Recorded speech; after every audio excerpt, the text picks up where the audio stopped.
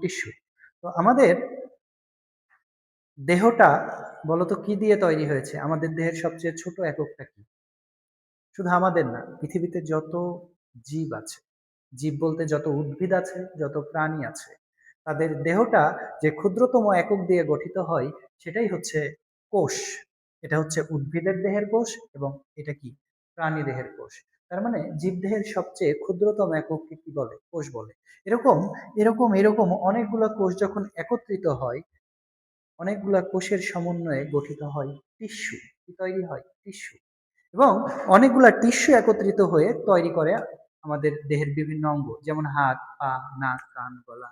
দেহের অভ্যন্তরীণ অঙ্গ যেমন যকৃৎ, হ্যাঁ, বৃক্ক, হৃৎপিণ্ড, এইগুলো।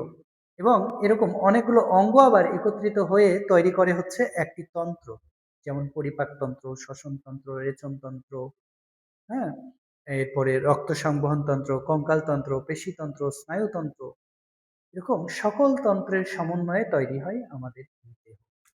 তাহলে তোমাদের এই ক্রমটা মনে রাখতে হবে যে জীবদেহের সব থেকে ছোট একক কি বলতো? কোষ। হ্যাঁ, তাহলে কোষ অনেকগুলো একসাথে হয়ে কি তৈরি করবে? টিস্যু। অনেকগুলো টিস্যু দিয়ে কি তৈরি হবে? অঙ্গ। অনেকগুলো অঙ্গ দিয়ে তৈরি হবে কি? তন্ত্র। এবং সব মিলিয়ে সবচেয়ে বড় যে অংশটা তৈরি হবে সেটাই হচ্ছে আমাদের দেহ।